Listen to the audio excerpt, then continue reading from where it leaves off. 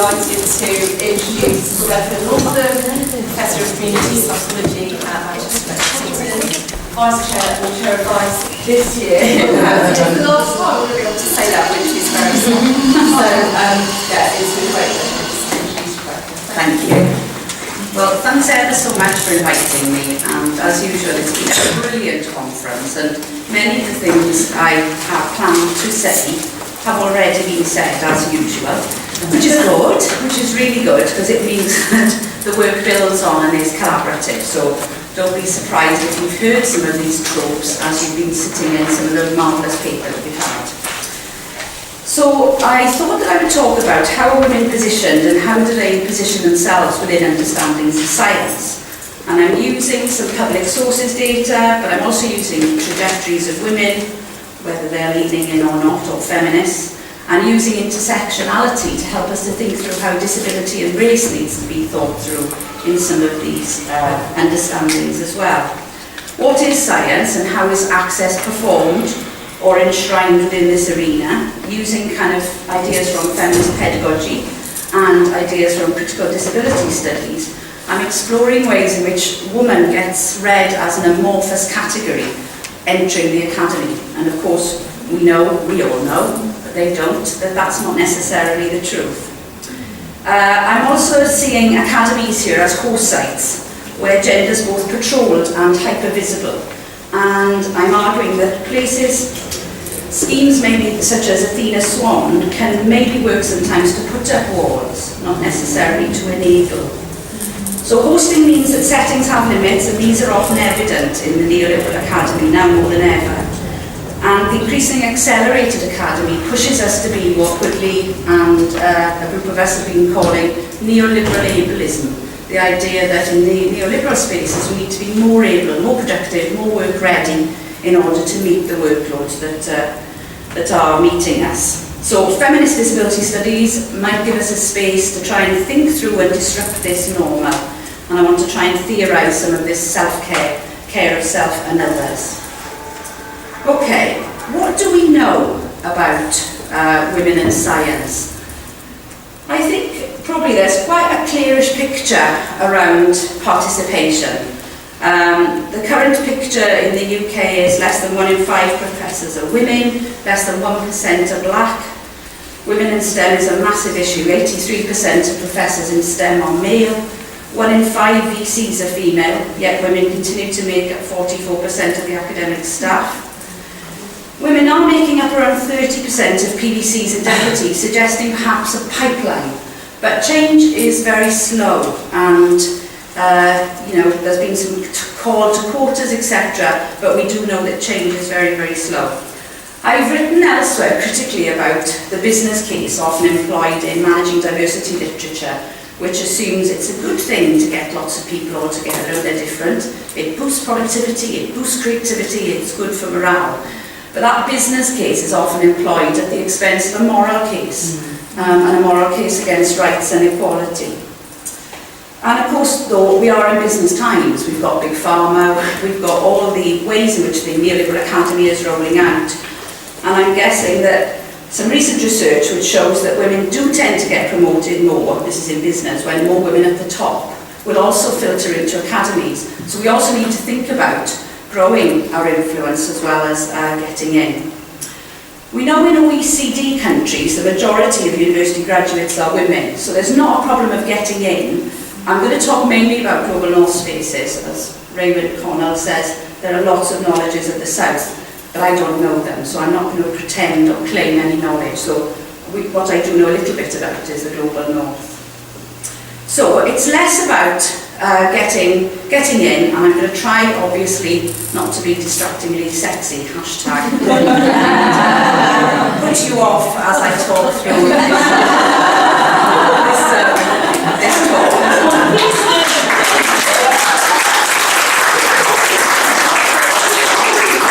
Try and focus, please. Right. One of the things I think that happens to women, and we know that there's no problem women getting into the academy, is that they don't reach the higher echelons.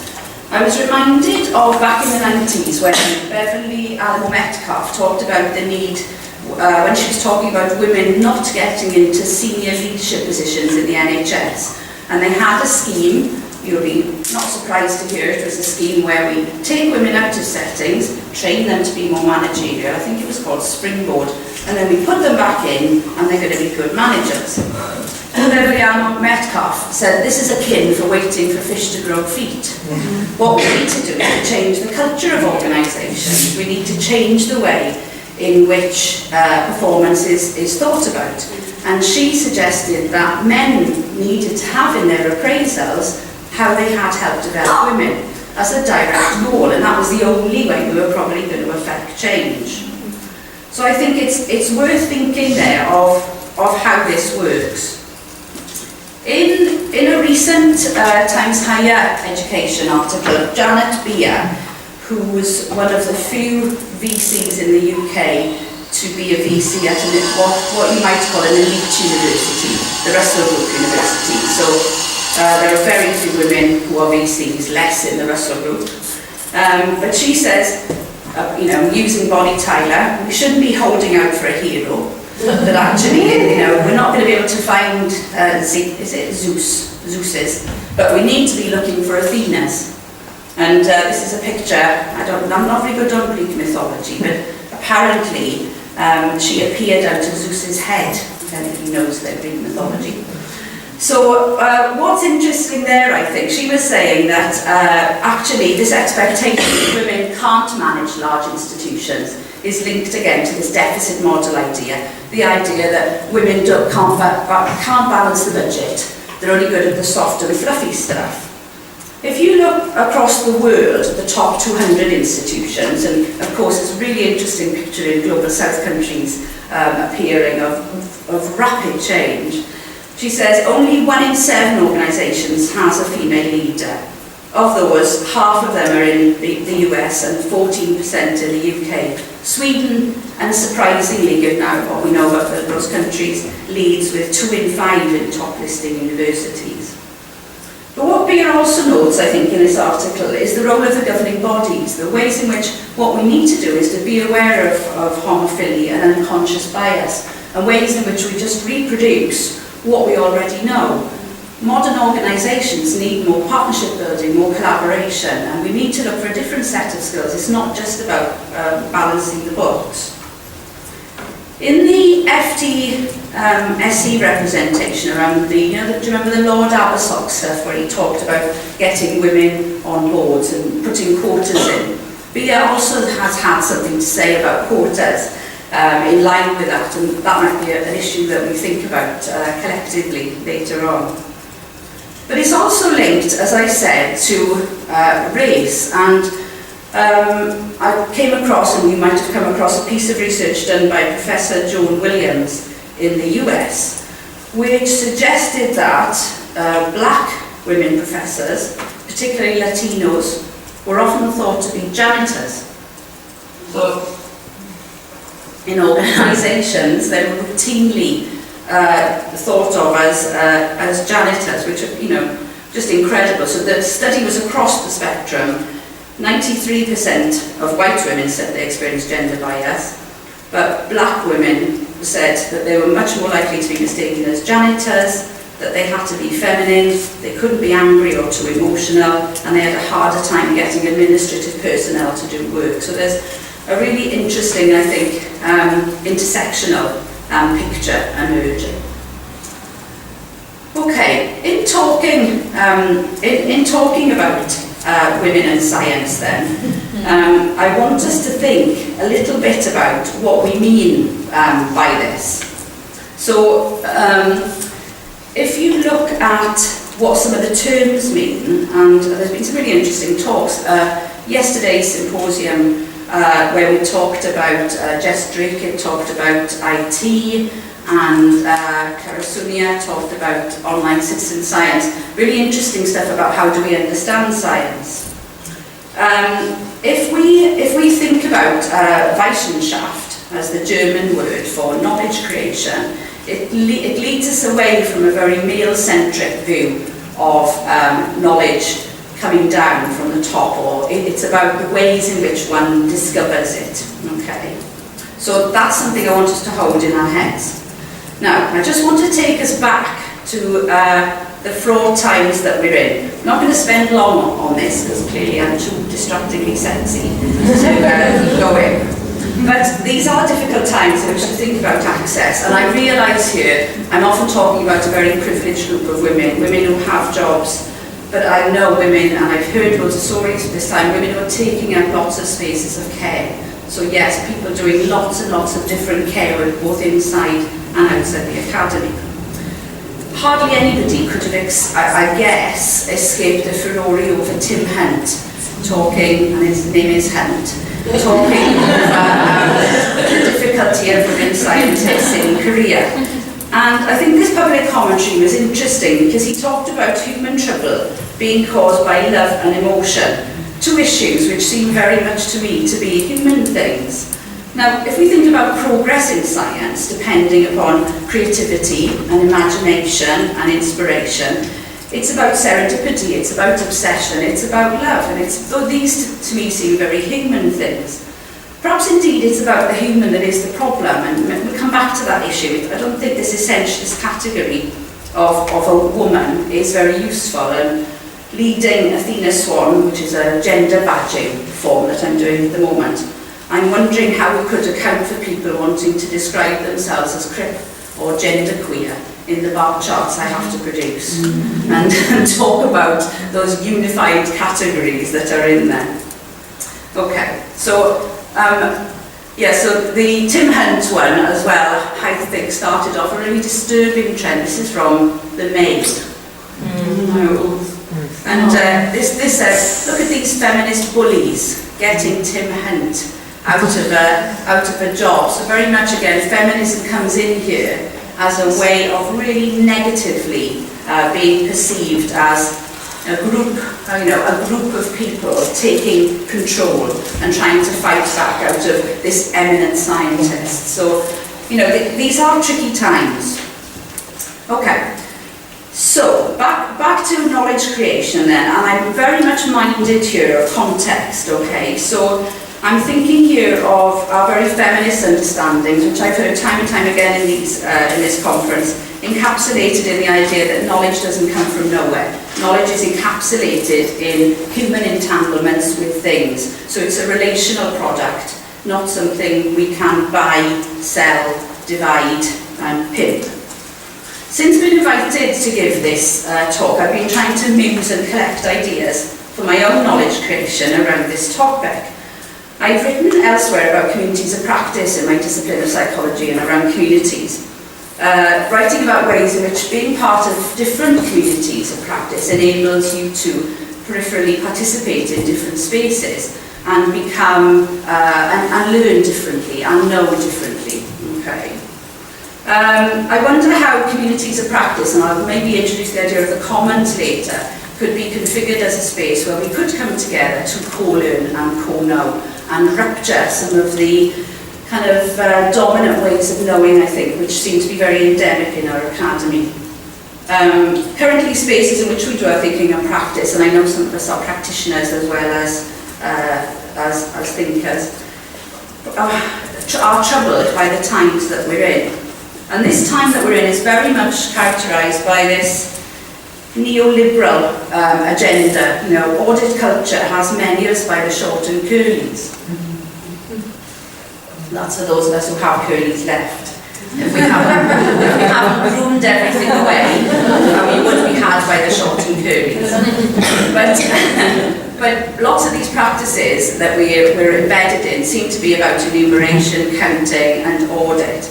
And this neoliberal agenda forces us to think that we're making these choices about the market.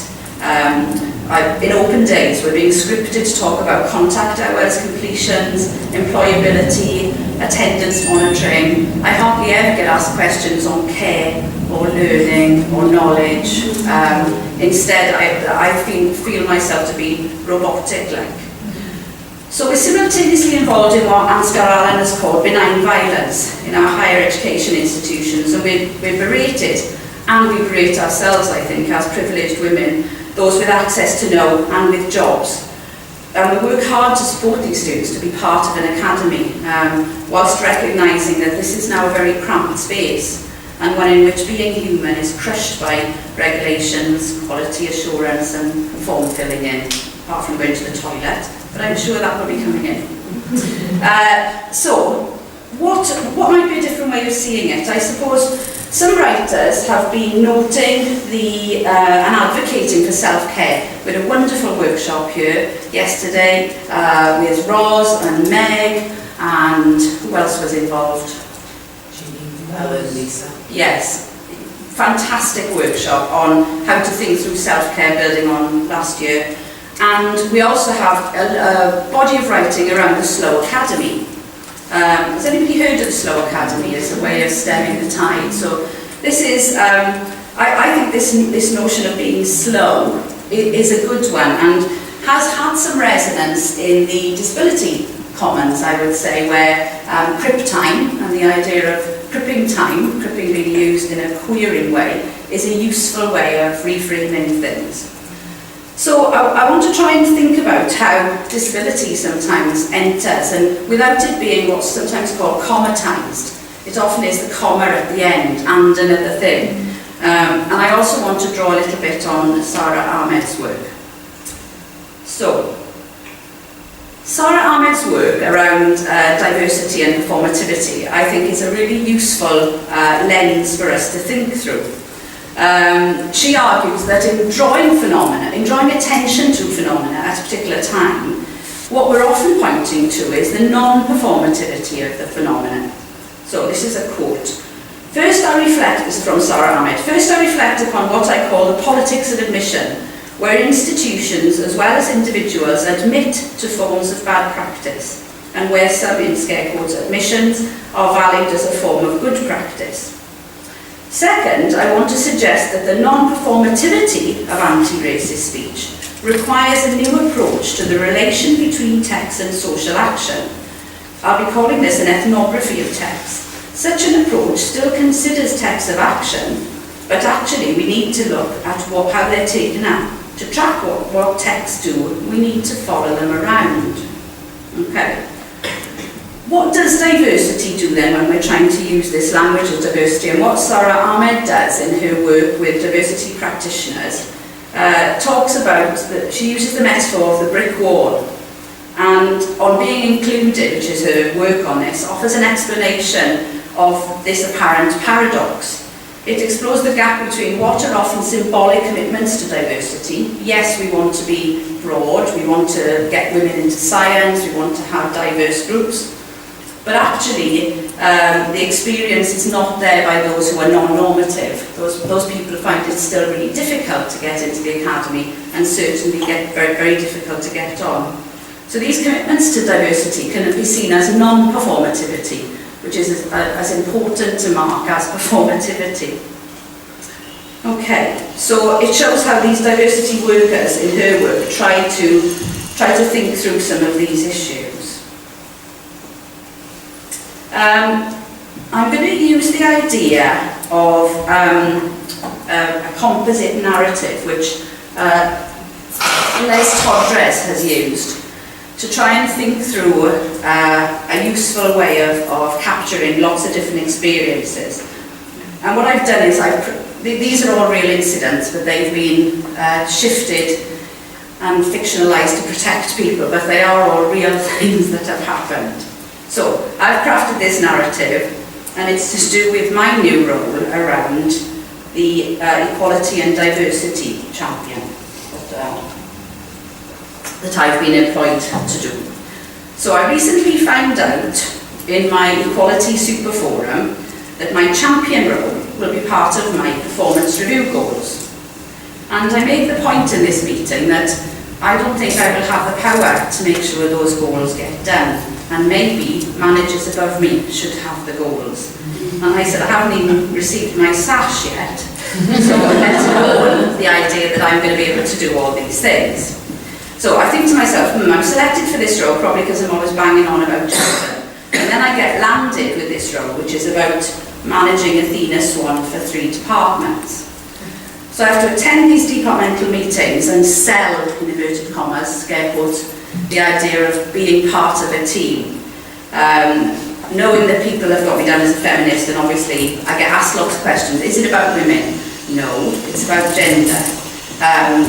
So I know I'm not going to be able to get participation in an off-that meeting. So I say to people, can you email me if you're interested? A researcher on a part-time contract emails me. I'd really like to be part of that working group, but I'm caring and supporting my disabled son, and I fear I already have too much on and I'm not meeting my deadlines. I'm committed to this, and of course I think it's important, and I recognise the work that you do, but my contract runs out in November, and I know my line manager will query my involvement in this. I think to myself, this is a very human task. On the stairs, a senior manager asks me how I'm getting on with the submission. I say it's quite tricky because I can't get lots of people to want to belong to these teams because it's another piece of work. Oh, you should get loads of women like you. You've had really good examples of maternity leave. Just get some quotes from people. You'll be able to get evidence. It shouldn't be a problem. The task here is seen as a technical task, not a human task. Pelias, of course, talks for a methodology of the heart, a methodology that is located in the researcher's body, as a different way, a body that takes as its charge to be fully human. And I think this kind of methodology is talked about. They collect in the body an ache, a fist, a soup. They ask for your consideration. So I carry on thinking, trying to think through these things in my head. I meet and I say to a colleague in another department where I've been doing some mentoring work informally. I say to her, I'm really sorry to hear you were off during the conference. After all the work you did on the planning, too bad. We did mention your work and all the work you put in. I'm really glad you're back. We missed you. How are things? A long pause. She stumbles. Yes, I had a miscarriage around 14 weeks and I felt like shit. Oh no, I think. My tears well up. I struggle to maintain composure. I say, oh, I'm sorry to hear that. I know that feeling. And then a tear rolls down my cheek. Let me know if there's anything I can do. She sighs. Thanks. I haven't told anybody because it was early, and I hadn't told anybody because I didn't want people to take things off me, because I didn't want things assigned to others. But now that seems like such a stupid idea. It's only about work, and what does that matter? She begins to cry silently and then a sobbing noise. She notes, I had my plan for next year, and now what? I'm at a loss. The baby was my plan. I cry with her, recognising loss, humanity, livability, being played out in front of me. And we awkwardly hug a human moment, I don't know her very well, in an increasingly inhuman world. We part ways with heavy hearts and silent embodiments of loss. The next morning, I get up and I rush out without breakfast. I need to beat the traffic to meet up with somebody about some stupid network about bidding before a day-long event on devolution, Manchester, and then a development review. I open up emails and I speak back to them as sitting in urban traffic. I found out how to do this now on my iPhone, and it's saving me quite a lot of time. And they're more human emails because they sound like me. I'm never shocked, but I'm thinking, gosh, how many people are emailing before 7 in the morning? And how detrimental is that for all of our well-being? So one says, sorry I can't meet you today, my little one has chicken pox and I need to stay at home, so I can't meet you about that bid. I'm really worried I'm going to miss the deadline, and that's going to be another missed box in my review. Although I haven't started my review yet. I can Skype you as long as my little one isn't too clingy. I send an email back articulating verbally, no, don't worry, we can rearrange, and hope that chicken pox is not too onerous, noting it's good to get it out of the way. And then I think, I mentally reflect on my assessment of time. Why? Why is it good to get chicken pox out of the way? She replies back immediately, noting she's worried because she didn't get picked for a Futures Leader event, and the fact that she hasn't put a bid in will count against her. I switch off, I listen to the radio and some inanity around Top Gear presenters and pay, and some nonsense about how much they get paid. And my mind turns to the knowledge exchange meeting, which I need to attend tomorrow. We've got enterprise income targets which are not being met, and I need to account for them. Literally. Another set of human caring issues which interfere with work and one's ability to be productive. I imagine in my head alternative enterprise streams such as bring and buy, knitted products, a let scheme, a raffle, and I'm going through my head thinking, what other ways might I be able to bring in income? An encounter about doing and not doing in my newly opened 42-person office earlier in the week, which speaks to this. A colleague approaches me, Rebecca, I've managed to get that PhD project off the ground with this women's organisation. You contacted me, thanks, that's been brilliant. But I haven't made any progress with the KE stuff. I said, well, okay, but if you're making progress with one thing, given all that's going on for you, that seems great. You've got market exam boards, writing a new course for next year. How are things with your dad and your brother? Well, you know, I've got power of attorney now for my dad. My mum's in a nursing home, and my brother's been couch surfing and taking money off my dad. So I'm doing online shopping, trying to manage the money, and making an 8-hour drive at the weekend. Oh, goodness me, I say, that sounds awful. Do you feel up to starting this work around a PhD, which is around working with disadvantaged women? Oh, she says, I can do that, but it's the KE that's awkward. This is the Knowledge Exchange Enterprise stuff. I'm working with vets in distress who need help around the culture of death and mental health issues in owners, not animals. And we talk about this as an austerity-related issue. Many people going in with pets to vets in distress, but actually sometimes the pets aren't in distress, it's the owners. But also a really interesting trend to put animals to sleep because they can't afford to keep them. So vets get routinely called on to have to be embroiled in a culture of death. So she says, I can only do that work on a Saturday, and that's the day I have to do the 8-hour drive. I said, why are you doing this on a Saturday? She said, because that's the only time I've got time. I say to her, now I'm going to send you something on self-care in the Slow Academy. Then I think to myself, I'll talk, and I say, have you talked to the head about these issues? No, but I'm really worried that I had that period of sickness off, and I'm thinking that I've got that, and now not bringing in income for KE is going to count against me. I feel powerless to do anything more than being human and humane. I offer support, I send her on some articles, and I say to her, you can't bring in income, teach roles, and do a PhD, it's untenable. So we talk about some of those things using resources, and I make a mental note to query these ideas about targets. I sit back at the desk in this first 40-person office, so private concerns are now often much more public than before, so somebody else will have heard that, whether, no matter how quietly we try to do it.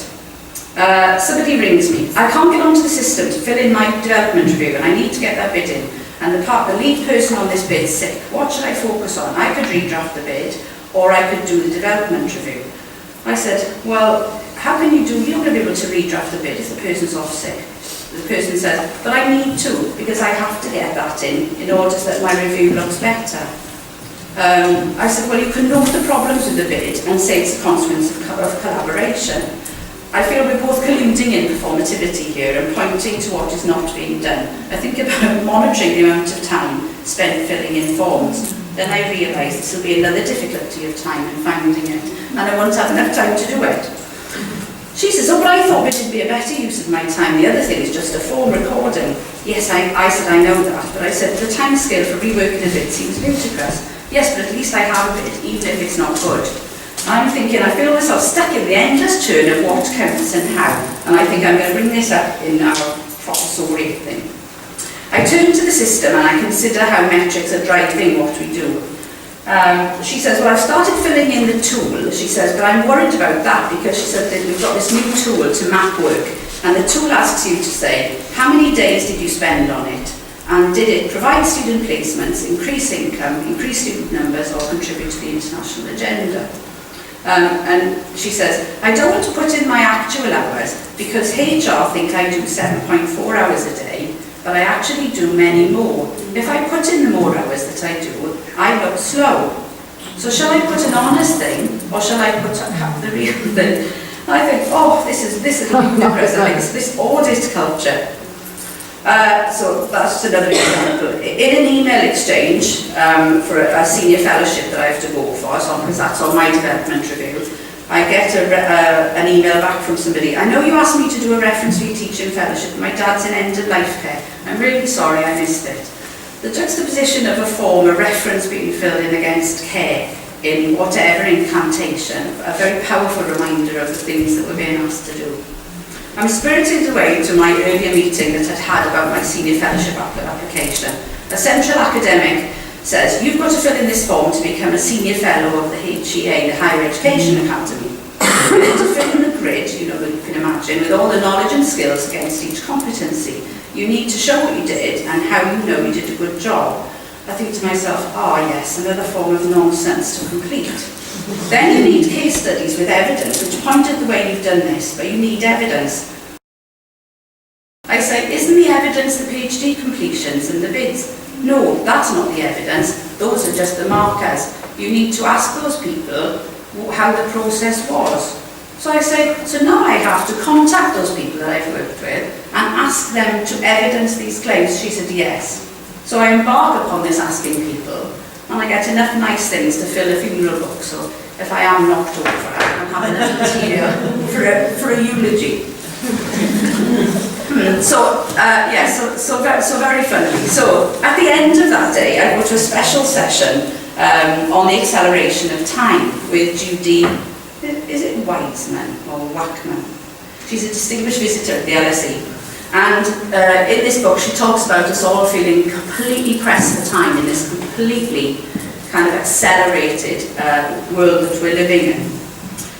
She says it's not technology per se, it's our entanglement with it, it's the ways in which we use it and the kinds of problems that we imagine for ourselves, that we allow it to take over lives instead of managing it possibly in different ways. During the talk, I tweet a way of note-taking and engaging, and I muse on how I deal with all these issues in all of our lives. That night, I dream about the latest research performance management system, and I think to myself, have I updated that? And I'm trying to think of the login and the password, which is usually swear words. But I can't think of any of the swear words or the numbers in the right frame. And then I can't go back to sleep because I'm thinking, how am I going to remember what this thing is?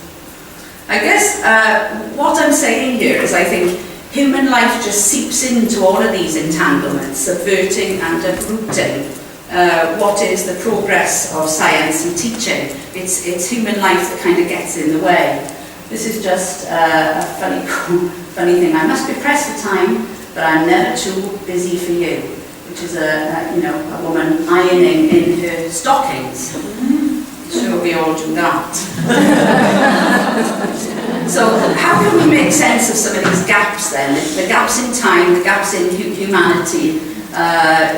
Jess did a really good talk about geeks, and we know, and the literature points to gaps about ways in which people make the technology. No wonder then we find ourselves being slaves to that technology, and it doesn't necessarily represent some of the work that we need to do. Okay, so how can we make sense of this then, or what choices have we got? A radical feminist geography collective led by Alison Mounts in North America has written a lovely paper about the Slow Academy and writing about feminist consciousness and feminist radical action. Using Oman, they characterise the phenomenon, the edu-factory we're in, as a utilitarian turn with a shift from content to counting. So efficiency, productivity and excellence are the guiding principles where marketable outputs are quantified.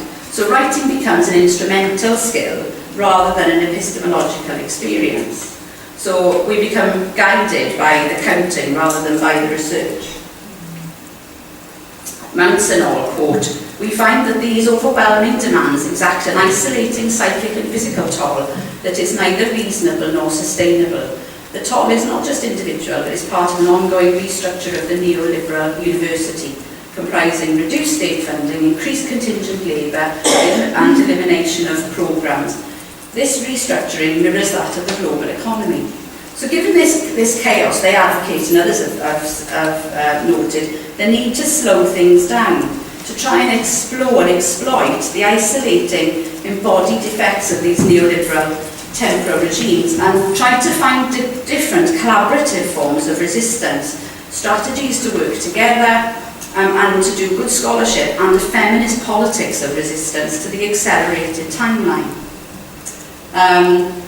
One way I think that symposium that Fred and Embla were part of were trying to think about interrogating queer crip in the body, and this is building on Katerina Kolarova's work, where she says we need to imagine a crip horizon, a time when we're not going to be able to do everything brilliantly well. We need to rein things in, think of what we don't do, review things, and sometimes accept failure. Of course, in line with some of the other things that Jack Halberstam has also been arguing about. So there's something I think that we need to think a little bit differently about. From a kitchen table, feeling depleted at the end of a long day of meetings, which appear as work in my electronic diary, but actually are time spaces which create work, which then needs to be done elsewhere. This is not new for everybody. Another email pings in, and I open it to find a genuinely lovely email from a woman asking if I can be her mentor. She saw me present and she wants to be mentored by me, thinking she hasn't seen other models of leadership in the university and wondered if I could. I'm inspired, and I'm reading this paper at the time, and I think Vicky Lawson's question, instead of radical geography, what about caring geography? She says, I've learned that a service involves trying to build a culture of possibilities that allows people to do their work. Here, building on a notion of an ethics of care, something as feminists we have long written about, of bringing attention of how we work and interact to create a more socially just university. And here, of course, this builds on some of the themes that we've already had in the conference about self-work. Care work is work. It's not self-indulgent, it's radical and it's necessary. We need not to marginalise care, but to think about how to publicise and count care as part of the pressures within the academy. Sarah Ahmed and others have viewed self-care as warfare, so cultivating space in which ourselves and colleagues is a political activity and can be seen as such when we are located in the kinds of relations and practices that we're currently doing. So we need to build and situate slow scholarship within a feminist praxis that positions self-care and the creation of caring communities. So this is Audrey Lord. I've come to believe that caring for myself is not self-indulgent. Caring for myself is an act of survival, and Freya talked about that in her session just now about disability. The business enterprise of an academic life, I suppose, though, is riddled with a work rhythm which is rushed and pressure to be ever present. So we need to try and find ways of following Halberstam and Kolarova's lead to celebrate failure. We need to try and think about failing, losing, forgetting, unmaking, undoing, unbecoming, not knowing might be more useful ways of marking some of the things that we do. Ideas about slowness are antithetical, I think, in our global north spaces. And whilst we wouldn't want to become what Brecht has called sedentary academics, being holed up simply to reflect, we do, of course, want to envisage academia as offering what Conradson has called spaces of and for care. We want them to be spaces where people feel valued, both as academics and students, etc. Now, some critics, of course, have met the slow scholarship call with criticisms around Ludditism, but with the Luddites who came from the area where I live now in Huddersfield. But they were people who tried to sabotage technological progress. But I don't think of slow scholarship as that. I think we just need to reframe things differently. And I think questions of hosting and access need to be more visibly deconstructed. So Tanya Tichkovsky's work, which is about the question of access, is a lovely piece of work which looks at ways in which she's using disability as the frame. But once disability is separated out from other categories, it starts to be seen as a single issue that, you know, we can't make it accessible for everybody. That's a really tricky issue. So she says, she notes here, I think, that we need to look at the relationality that different engagements in the academy propose. So here what we need is a different way of thinking through how all of us move in spaces in the academy, not just women, not just disabled people, not just black people, presuming that the academy offers us a space of interpretive encounter. So Tanya has lots of lovely phrases, and one of them I really like is, we need to watch our watchings, read our readings, and listen to our listenings. And she talks about a politics of wonder that is possible if we envisage these spaces as differently being able to afford care, not just as horrendous spaces. We need to challenge voice and talk. Okay. One of the ways that we've been thinking, I think, about some of this work is using this idea of neoliberal ableism.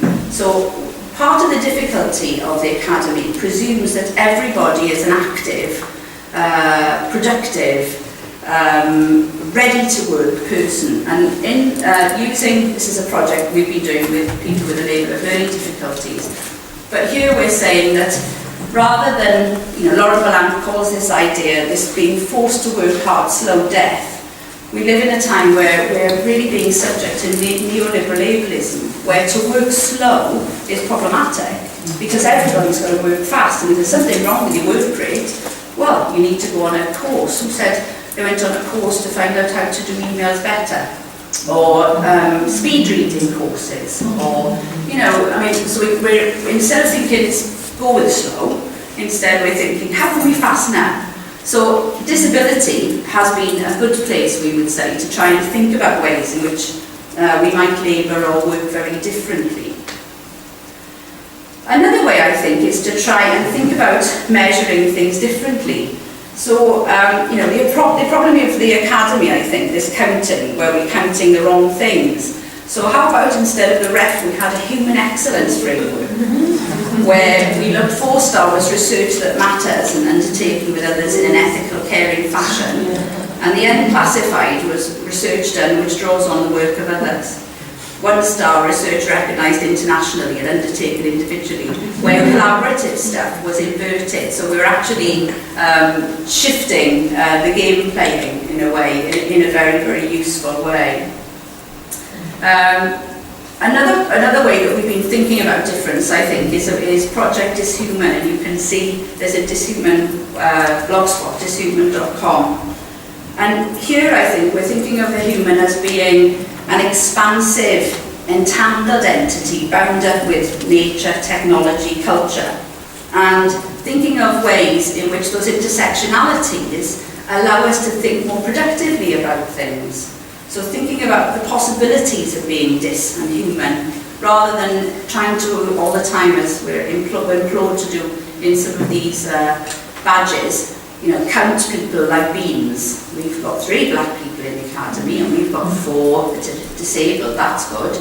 So this dishuman thing helps us to keep in mind, if you like, the stifling impacts of ableism, which have a very narrow view of humanness, I think, and reject more diverse forms of humanity. And if you look around us, there's not much similarity with quite a diverse lot. So it's a way of thinking through things a little bit differently. I'm nearly there. So the dishuman, the dishuman, the slow academy are all connected, I think, as well to ideas of the commons. In the title, I talked about the ideas of colonies, and I think one of the difficulties with colonising things, bringing women in and making them into colonies, is it doesn't allow for sharedness. And in some of the work we've been doing, and Imogen Tyler's been doing this work, and Baretz has been doing some work around the idea of the commons as a way of coming together to co-produce, to co-learn, to co-know, and to distribute learning. So on this you can see the commons is all around us, but it's about belonging, it's about equity, it's about governance, it's about responsibility, it's about co-creating. And I think Hannah Arendt talked in The Human Condition that this notion of beta active sits at the core of a sustainable life, that to do something in the public is not necessarily a noun or an adjective, that actually it's a set of commitments, a set of activities, a set of labours. It's hard, I think it's hard in these times to do that. I don't think there are any particularly massively easy ways. But I thought I would return back to think about Michelle Fine, as these are important days to think about Michelle Fine. And Michelle Fine talks about circuits of dispossession and capillaries of desire. How can we keep these things going? How can we trammel some of these commons that we stick together in these times? She says, as educators, scholar activists, we are well placed to trouble and disrupt. There is a big call to action. We can still co-facilitate, co-act, co-produce. She uses Lala's idea of catalytic validity, to think through. We need to revolt in these revolting times and think about some academic radical rules that are feminist and consciousness raising and fair. So a clarion call, I think, to try and decolonise, to create commons, to be slow, to find places, to examine failure. Feminism, I think, is a space where commons and slow can come together, and I think I've heard more this time than ever before of ways in which people are trying to do self-care, and lovely to see the workshops as well, which some of them were on self-care, laughing and thinking through strategies, and some were connecting to the political. Glenn and Maxine did one on sweatshop labour. So it's great to see that we're already doing some of this stuff here. We maybe need to badge it differently and sell it. Not that it does sound not very feminist, but market perhaps differently. So I guess what I've been arguing, the lack of the human is being thought about then in terms of policy, the times of austerity, social science, the horror of the audit culture, the nightmare of the neoliberal university, and bringing back to ideas of feminism and slow scholarship along with disability studies. If you look at Mounce's paper on the Slow Academy and feminist consciousness, they say some of these rules. Make time to think and write. We heard a great example yesterday in that workshop of a workshop where they went to Poole and did just that, which sounded great. The idea, this again was mentioned yesterday, reach for the minimum. Somebody said around good enough, that notion of good enough mothering. Just do enough, not more. We do need to make do and mend. Say no more often and be fine and say no. Turn off emails and write less. In their paper there's an email charter you can pull back. Count what others do not. So we should be noting when things have happened around difficult life circumstances, when caring responsibilities have been articulated, when people have been doing things in different spaces. So count what others are missing. Take care. We need to take care of each other and support slowness. And we need to organise. And I think there's a real sense that we're doing some of that, but connecting the personal with the political, which I think is the way that we're trying to do it, is part of, I think, a radical move that we can carry on doing to make sure that we continue to be here in the years to come. Thank you.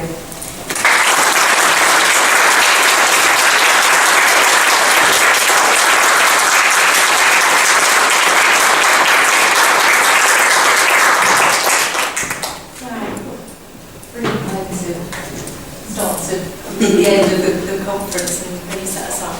We've got 10 minutes. Okay. Questions or comments?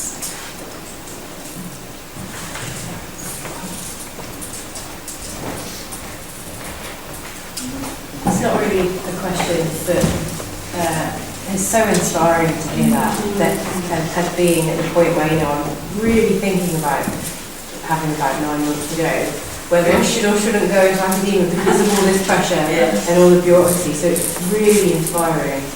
Oh, thank you. This is from, I think, the thesis whisperer.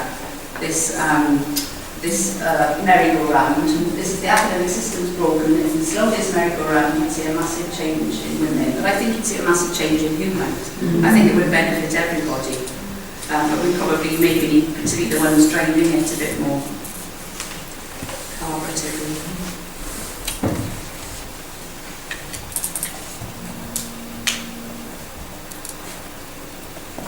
Not a question as such, but again, like you said, just a big thank you. I mean, there's so many markers there that I think touched us all, and sort of practices that we try to enact in the academy, but sometimes we fail. And it's given us these strategies to think around and through those. And so I've got no comment no question, because you've answered everything. It's so good thing. I just wanted to thank you for the presentation. It's absolutely stunning.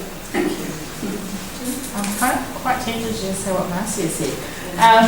But really, what she said, And, you know, I've recently taken on a associate dean equity position, and it's really, this talk spoke to me so much because of kind of thinking about all the really kind of complicated complicities that you kind of are required to do and navigate in those roles, and the kind of complicated decisions that you have to make around it. So it was so timely for me personally and fantastic. So thank you. Thank you. And again, a bit of a point that somebody at the very beginning of an academic career and haven't even broken into academia properly, should take it as a huge piece of advice and almost a call to arms to not accept that things have to be done fast and that there is a better way. So just thank you. Thank you. Yeah, you've given me a bit of hope that I don't necessarily good if I get thinking about it. Yeah. But that's sad, isn't it, if people are thinking of leaving because of the pressures of an academy. When you look at the quality of the work that has been evident throughout this conference, I haven't seen anything that I didn't think was brilliant. And so, you know, anything, we've done some really creative things like media subversion, but we've also done some very theoretical things. You know, so I think it's a shame if we're thinking of jacking it in because of the pressures. We need to articulate and find different ways of sharing those difficulties, I think, and mobilising them in a different way, and writing more collectively about them. Yeah. So can I just, sorry.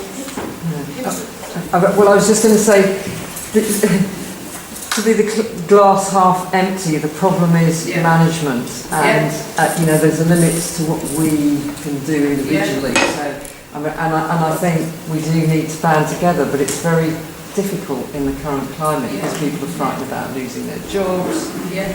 You know, we saw what happened to Erica and Ian. You know, it's very hard, I think, to fight. I mean, I'm thinking of a friend of mine went into a top law firm, did a workshop for women, saying, you know, in a nutshell, sort of suggesting they were being rather masochistic because they work so hard and whatever. And she said to me, I can't understand why they don't want another one. And I said, well, the problem is, what can they do? I mean, you know, they are not running these law firms, and to sort of individualise. So there is that. I mean, I just have to bring in the kind of the wider. There is a, you know, dealing with management is a real problem for us all.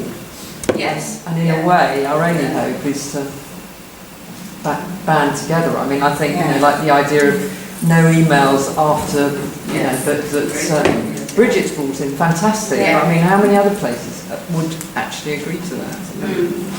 Anyway. That's all right. I suppose I'm also pessimistic, not by nature, but pressure, I guess. The two things that struck me, the one was that a lot of what we're presuming is managerial efficiency, albeit quite inhuman managerial efficiency. My experience is largely of managerial incompetence. That in some senses is much more difficult to resist. The other thing that strikes me, and actually just hearing that Ginny's taken on that role, and I think a huge number of us are moving into managerial roles. And I worry about the sort of what we're doing when we do that, because I think in many senses there's those roles that we play, particularly the ones that are at the sort of interface role that you're describing. They're about easing those processes by being nicer, but still pushing people into conformity. And I just, all of that stuff just makes me anxious and worried about what it is that we're doing as feminists within the academy. So many of us seem to be being co-opted into middle management. And it's not academic middle management, it's management management, it's administrative management. Although we're also not performing our academic role as, you know, we're not becoming academic professors, for instance, we're becoming administrative professors. And it's a different thing. But I think there is, as we climb into the higher positions, or stressful though they might be, there are spaces and places that you can say lots more things. So I now get invited to lots more of these super forums on diversity, the super forum, where I can rehearse that again, and I can bring up the disability issue, or bring up this issue, and I get admitted, you know, so I know there's small things, but I think yes, the change often is slow. But if you think about it sensibly, the universities can't go on in this way. There's got to be some stopping. And when that can, you know, all of this documenting of the slow, I think, may be a helpful way towards that. Yeah, no, that was good. There's something about, I mean, one of the things I've expressed to a lot of people, as have my colleagues, about the way the OU is moving, and there's these policies, there's these strategies, but there's no where we go, what's the point of these? Yeah. But I think there is space within that for you to then set up your own point. You know, to frame your own practice in specific kinds of ways and kind of adhere to that in ways that you can within that structure. And I think that, you know, one of the things that's come up a lot is the way feminism is now being accepted by young women in a way that it's never been before. You know, there are those spaces for creating that. You can set, I think you have to frame your own practice. We need to do that kind of together. Yes. To balance it. And I think having an explicit set of values really helps there. And I'm not sure sometimes they would necessarily align with university values, which might seem very bureaucratic and might speak to diversity or equity, but actually don't do it in practice. But that doesn't stop the research practices or the way we care or enact spaces or host or organise things being very different. And you know, somebody said yesterday, keeping a happy folder or a nice thing, or the nice things that people send to them. And I think we should be that. We should be counting some of those lovely things as well as all the horrific bean counting we have to do.